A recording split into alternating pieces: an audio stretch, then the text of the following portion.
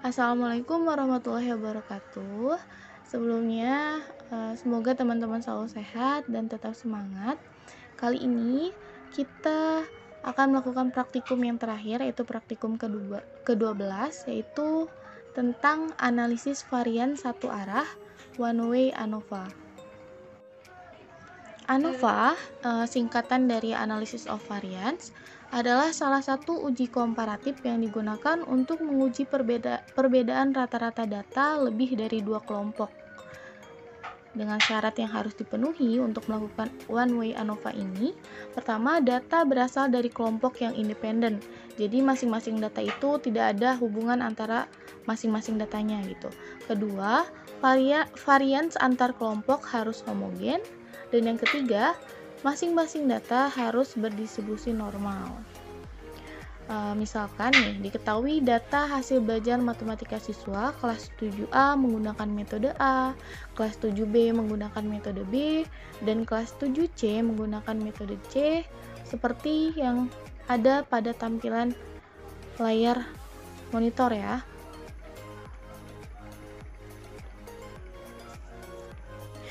Sebelum kita melakukan uji one way ANOVA, langkah pertama adalah kita harus mempersiapkan lembar kerjanya dulu ya. Seperti biasa, kita buka lembar kerja SPSS-nya, kemudian kita buka variable view, kemudian kita masukkan metode A, metode B, dan metode C. Untuk desimalnya kita ubah, jangan lupa jadi 0 ya. Kemudian kita masukin lagi nilai, dan yang terakhir itu metode. Untuk nilai desimalnya juga 0, kemudian untuk metode juga 0 desimalnya, tetapi di bagian measure kita pilih nominal dan kita masukkan value di metode. Value-nya kita masukkan. Untuk value-nya yang pertama, value 1 itu labelnya adalah A, kita masukin. Terus value yang kedua itu B, karena ada 3 ya, metodenya A, B, dan C. Dan value yang ketiga itu C labelnya. Setelah masuk semua, kita klik OK. Berarti udah selesai. Kemudian kita buka di data view. Baru kita masukin data-datanya ke lembar kerja SPSS-nya. Kita copy data dari Excel ke SPSS-nya. Metode A, kemudian metode B, kemudian metode C. Kemudian nilai ini itu adalah seluruh data dari ketiga metode tersebut. Tapi kita buatnya berurutan ya, dari metode A kita masukin, kemudian data dari metode B kita masukin, kemudian data dari metode C kita masukin. Kemudian di bagian metode kita masukkan sesuai dengan metode yang digunakan. Untuk nilai 1, nilai dari data 1 ke data 10 itu pakai metode 1 atau A. Kemudian nilai data ke 11 sampai 20 itu 2 atau metode B. Kemudian data nilai ke 21 sampai ke 30 itu menggunakan 3 atau C.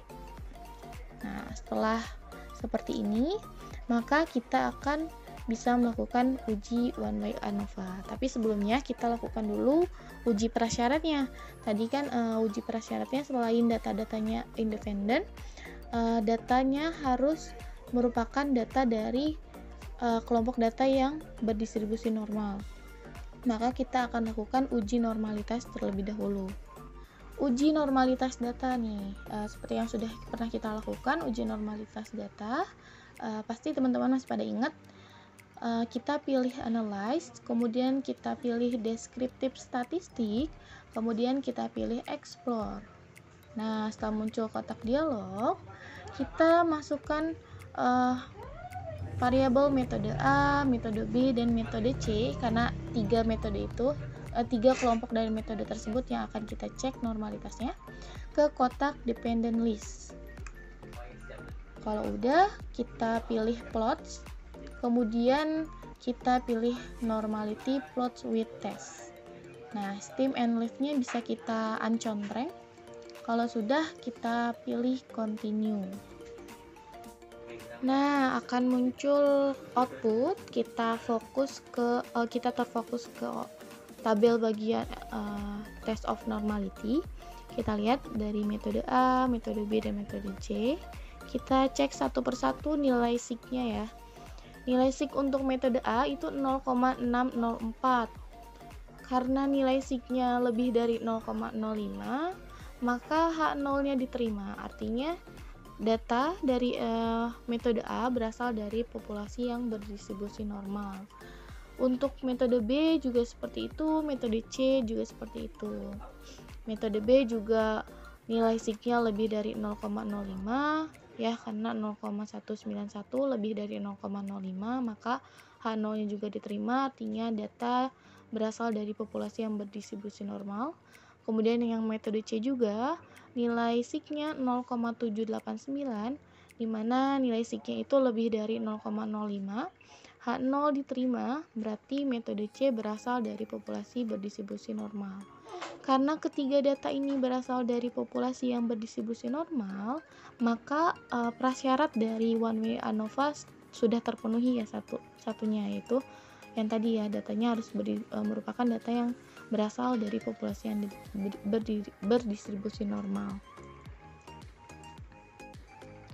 Oke, langkah selanjutnya kita akan melakukan pengujian selanjutnya, yaitu ada homogenitas dan ANOVA-nya.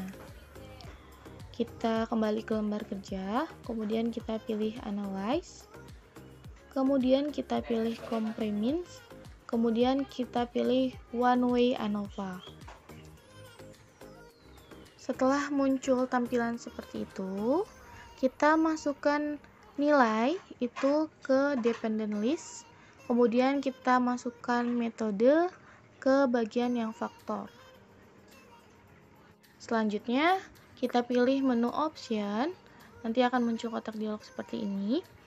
Kita di bagian statistik, kita pilih yang deskriptif, dan kita pilih yang homogeneity of variance test, karena kita nanti akan mengetahui apakah variansnya homogen atau tidak, makanya kita pilih yang homogeneity of variance test. Kalau sudah, kita pilih continue. Setelah itu kita pilih OK, dan nanti akan muncul output seperti ini. Ada beberapa tabel. Untuk tabel yang pertama itu ada tabel deskriptif. Tabel deskriptif ini berisi tentang hasil analisis statistik deskriptif dari variabel nilai. Nah, hasil yang ditampilkan antara lain jumlah data dari masing-masing metode. Itu tadi data-data dari masing-masing metodenya ada 10 ya. Metode A ada 10, metode B ada 10, metode C ada 10 juga, dengan total keseluruhan data ada 30 data. Kemudian min untuk masing-masing data dan min gabungannya. Min untuk metode A itu 86,00, min untuk metode B itu 74,20, kemudian min untuk metode C itu 57,00. Dan totalnya ada min totalnya dari ketiga data tersebut adalah 72,40. Kemudian ada juga standar deviasinya, ada standar error, kemudian ada lower bound and upper bound, dan nilai maksimum dan minimum dari masing-masing data.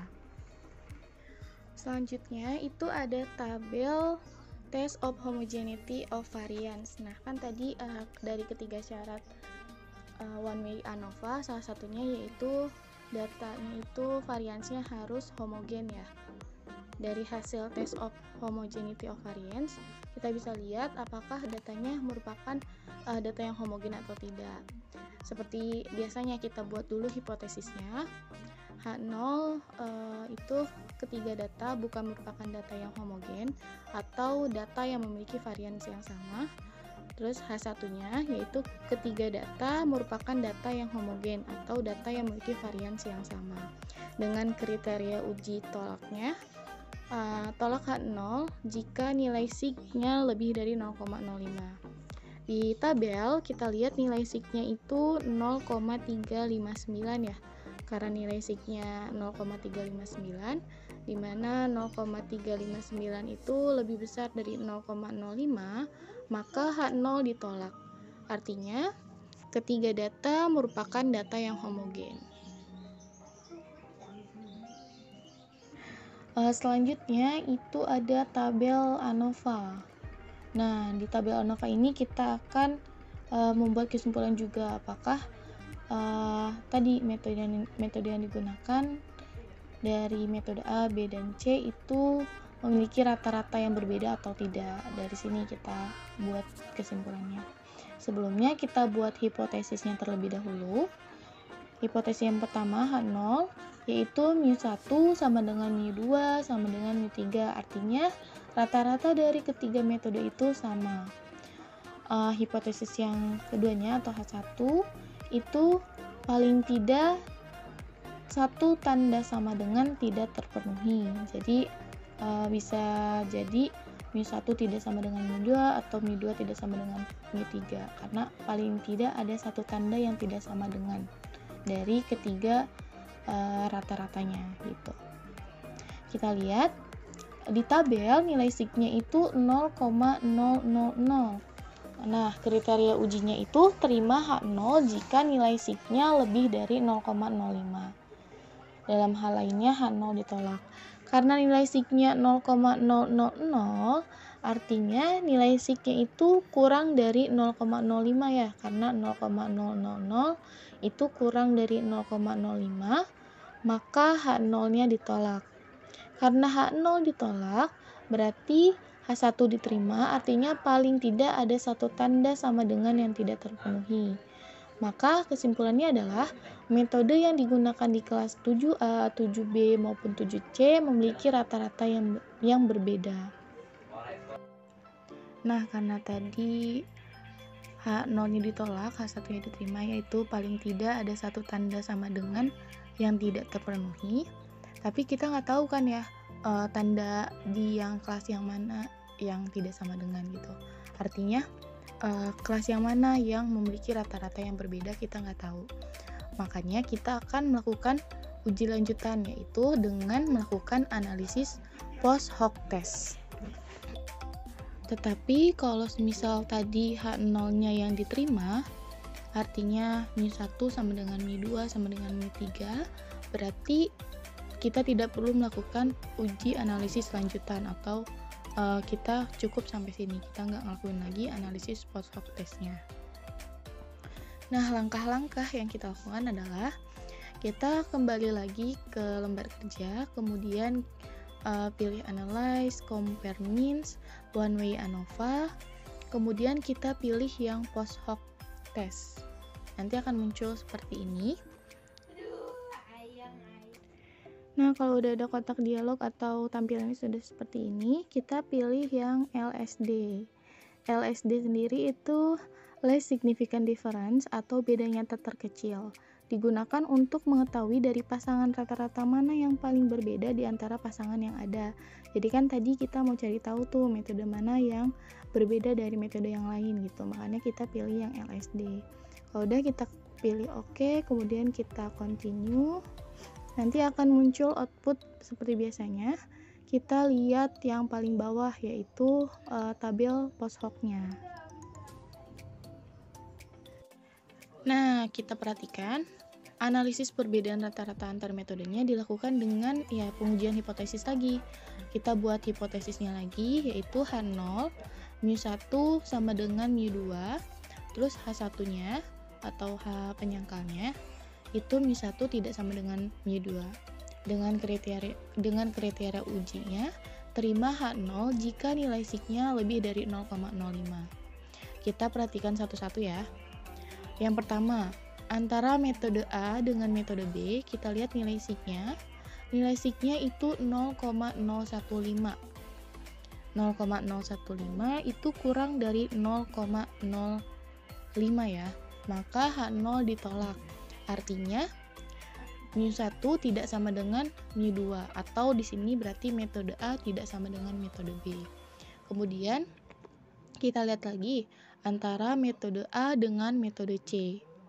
Itu nilai signya 0,000 ya. Artinya karena nilai signya 0,00 kurang dari 0,05, maka H0-nya juga ditolak. Berarti H1 diterima, yaitu mu1 tidak sama dengan mu2. Maka metode A dan metode C juga berbeda. Kemudian kita lihat yang ketiga, itu ada metode B dan metode C. Nilai signya itu 0,001. Nah, nilai 0,001 ini kurang juga dari 0,05. Maka H0 juga ditolak. Artinya berarti metode B tidak sama dengan metode C. Ternyata dari hasil analisis yang sudah kita lakukan, rata-rata antar metode ini berbeda. Jadi semuanya berbeda. Karena rata-rata tiap metodenya berbeda, artinya kita perlu tahu nih metode mana yang paling baik digunakan. Untuk mengetahui hal itu, kita dapat menganalisisnya dari tabel deskriptif yang sudah kita cari sebelumnya dengan melihat nilai min yang paling besar. Tadi nilai min yang A itu 86,00, yang B 74,20, yang C rata-ratanya atau minnya 57,00. Nah, terlihat bahwa nilai min yang paling tinggi ada pada metode A. Jadi, metode A adalah metode yang paling baik gitu.